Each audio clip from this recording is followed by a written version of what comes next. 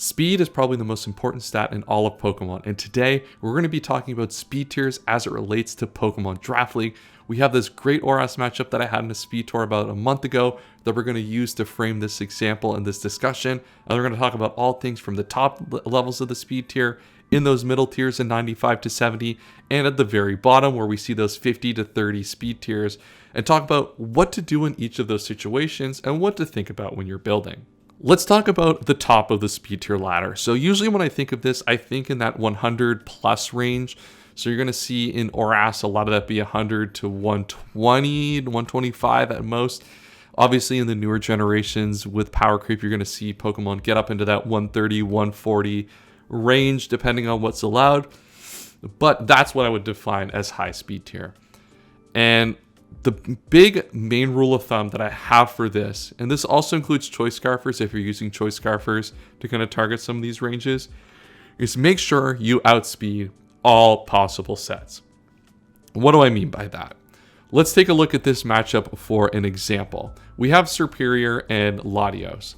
If I look at the Serperior set that I brought in this battle, you'll see I have 232 speed. A lot of the times when you're looking at sets in OU, for example, everything is just going to be max speed. Just because of the fact that the nature of the format being so wide open, maximizing all the speed stat is just important to make sure you don't get outsped by anything random in the metagame. When you get into Draft League, you get into a situation where you actually know all of your opponent's speed stats. So I look at my Serperior and say, okay, 110 is my opponent's fastest Pokemon. With Latios, I know I can put my Serperior to 235 or 352 speed. That always outspeeds every Latios set, bar Choice Scarf, which we wouldn't be able to outspeed anyway. Easy enough. There's going to be a few cases where this can get kind of weird.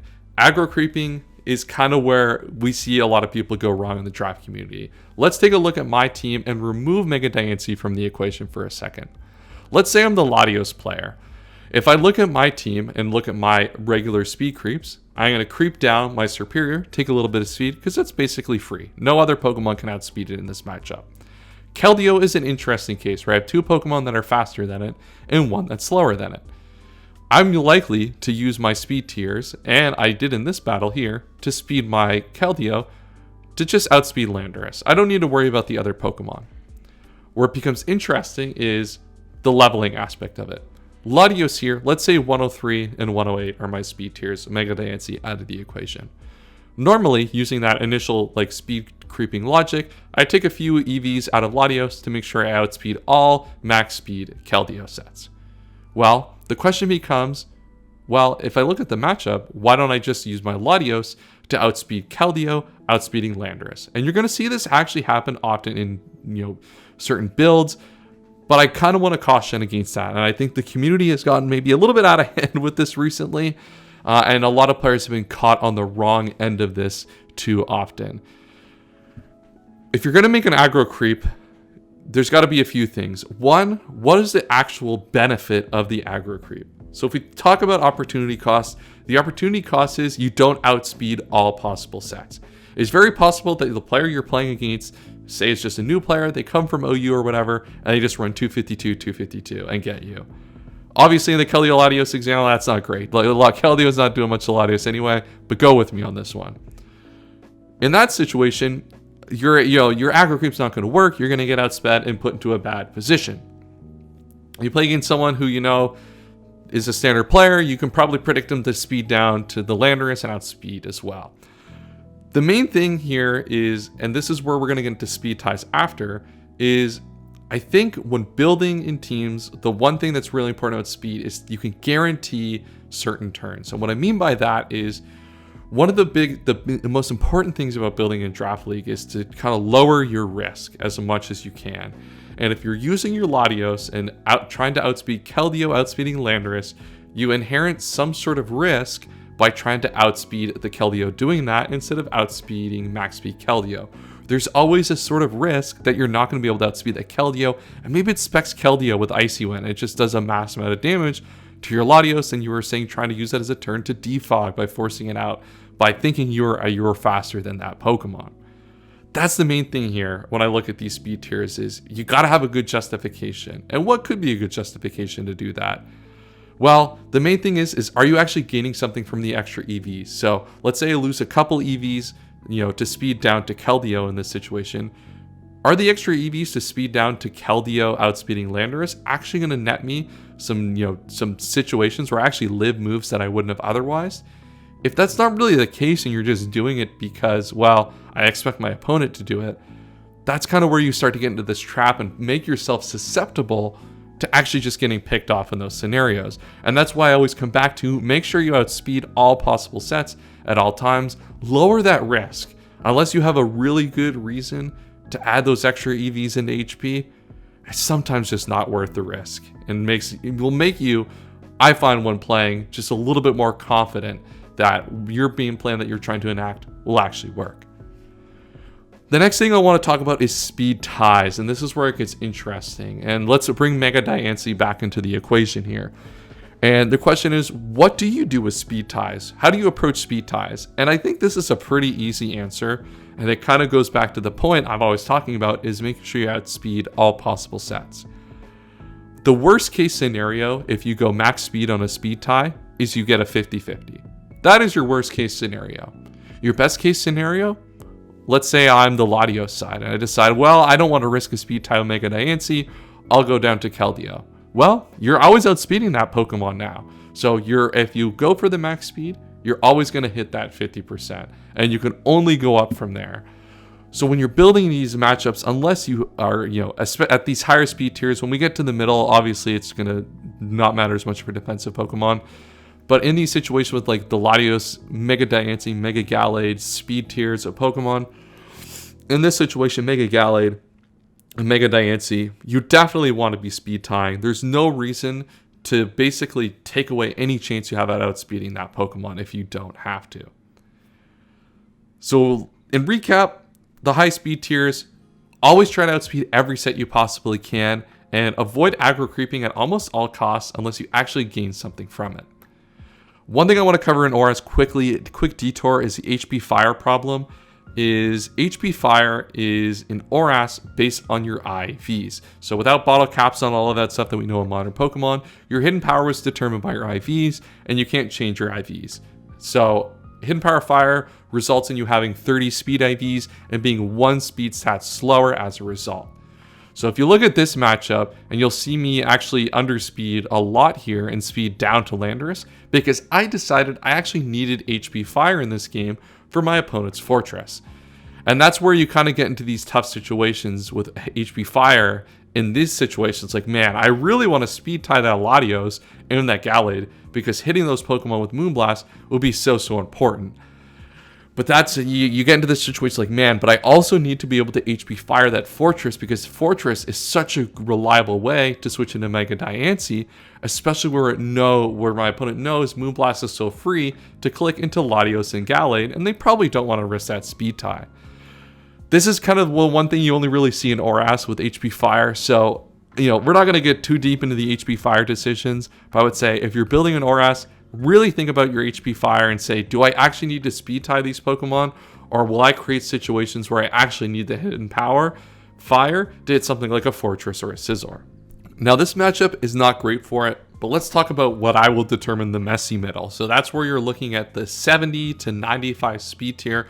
This is where you'll start to see your Choice Scarfers come out, Pokemon that are, maybe a little bit slower, but a little bit more powerful, running Choice Scarf to hit those Pokemon in the higher speed tiers to outspeed. You'll see a lot of defensive Pokemon. Mandibuzz here just randomly has 80 speed in this matchup, and stuff like that. There's a few things that I want to talk about, and it's hard to really conceptualize all of it, but we'll go through kind of the one thing I want to talk about here is determine what max speed Pokemon actually matter in a matchup, and that is what Pokemon are actually offensive versus which Pokemon are defensive. So this matchup is a little bit difficult. We have a lot of Pokemon over 100 speed in this battle, which is definitely not the case for your common ORAS battle. But let's take a look. Mandibuzz is a perfect example. 80 speed. We'll look at my Glalie here. So Glalie versus Mandibuzz. I didn't bring Glalie in this battle, but if I was bringing Glalie, how do I approach Glalie versus Mandibuzz? Well, there's a few things to kind of ask yourself. One, is this Pokemon going to operate in an offensive or defensive role? And I mean, it's pretty obvious that Mandibuzz is going to operate in a defensive role. for the most part, because it's a defensive Pokemon, and there are obvious defensive roles for it in this game, mainly versus the Garchomp. It can also operate in that role versus the Superior as well if need be. But those are the two main situations there that you'll look for that. So let's take my Zapdos, for example. Zapdos is outsped by all of my opponent's 100s. So when I'm deciding its speed EVs, I'll look at Mandibuzz and say, well, I mean, there's no way it's running speed, right? I'm going to naturally outspeed it with the min speed because my opponent's going to use it primarily for a defensive use case in this battle. And when you get into that messy middle, that's really where you're going to have to start looking to find value, is identifying what your opponent's Pokemon are actually going to have for roles in this battle, and if this 80 speed tier actually matters. So a Pokemon like Glalie, for example, you might think, well, I'll run max speed to make sure I never get outsped by Mandibuzz or I get that speed tie, kind of thinking about that, 100 plus speed tier idea. But in this battle, really, it's like, well, they're probably going to throw their 8 free EVs into speed, just as a thought. And you can say, well, I guess I'll just make sure I outspeed all the Magnezone sets that are possible, which will in turn probably outspeed most of the Mandibuzz sets that we'd expect to see as well. A few other things to look out for here as well is, do these Pokemon in the middle actually, if they're offensive, benefit from being Adamant or Modest? You'll see a lot of like Nidokings and Nidoqueens, for example, as a common Pokemon that I would ask this question for in that speed tier, to say, do they need these to make the calcs actually relevant for them to be effective in this game? It's really hard to do a matchup to matchup to apply broadly, but I would recommend doing for those offensive Pokemon. You see your Crocodiles, your Nidoqueens, for example, take a look at those Pokemon into you and see, do they need Adamant or Modest? The next thing to really look out for, and this is really the hardest one, and I don't recommend trying to predict this one too often, but can you identify a Choice Scarfer that makes sense in the 75 to 95? A lot of the times you can say, well, let's look at this matchup and see, does this Choice Scarfer actually make sense here? If I look at this matchup, I could see actually something like Choice Scarf Landorus and making a lot of sense here. Landorus with Earth Power Sludge Wave actually does really a lot of damage to my team. For one good prediction on the Superior really puts me back in this battle, and even U-turn, it makes it so that they can really put pressure on my Superior and get in a Pokemon like, I guess Chansey, probably not, they'll probably go into something else to pressure the Superior, but Choice Scarf Lando would be a great Pokemon. Now obviously 1-on-1 speed outside of the frame of this speed tier reference, but try to pinpoint those Choice Scarfers that really matter to counter your top tier threats, because oftentimes they will be kind of predictable, which ones you would expect, and then you can kind of remove that from your calculation in those middling speed tiers because you know they're going to outspeed your middling Pokemon anyway. The final thing I want to talk about is the bottom of the speed tier and where you can get value at this level. And this is where I find I can get so much value in the team builder in building, is having a base 50 Pokemon outspeed a base 60 speed Pokemon and just either kill it outright, neutralize it entirely in a battle. That is where there's so much value. Not a lot of people are spending their time looking down here below, and this speed tour was a great example. I had Steelix. If we look at the Steelix set, I had 88 speed to guarantee to outspeed, I think, some like 8 speed Fortress sets, and allowed me to taunt to prevent spikes from getting up early, pressure it with Fire Fang, and that's such a huge momentum swing for a team like this to prevent hazards from getting up at all against my team and prevent any sort of nonsense from going on. Iron Hands is another great Pokemon you can do with this. I don't know how many times I've had Iron Hands and I've been able to heavy slam, full defensive Sylveons that think, well, there's no way Iron Hands outspeeds me. I'm just going to Hyper Voice. They take a heavy slam to the head, deal 70 after taking a hit and Stealth Rocks. They're not living that one very often. The way you should also look at this is also to kind of protect yourself from these instances. It's easy enough to say, throw my 8 extra speed into special defense or defense. Who knows what you need? I don't know. I would always recommend putting any extra EVs you have into speed to protect against players trying to do this. There can kind of be a little bit of a leveling game, especially if you're doing YouTube and stuff. I mean, people aren't actually looking at that unless they're me. I'm kind of a psycho with that. We'll try to look at people's speed creeps, but oftentimes you can just afford to put 16 in speed on something like a Fortress and protect yourself from just getting randomly outsped by these Steelixes that can afford to throw a little bit of extra EVs into their speed.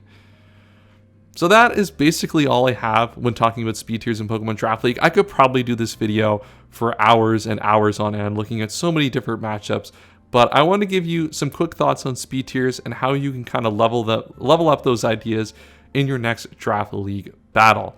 If you guys enjoyed today's video, make sure to like and subscribe if you have not already. We do so much good competitive Pokemon content on this channel. We took a little bit of a break for the MTG or regional championships, but we are back and better than ever with the BBR draft analysis coming this Saturday. So you'll definitely want to be subscribed for that. That's all I have for today. We'll see you all then. And as always, have a wonderful day.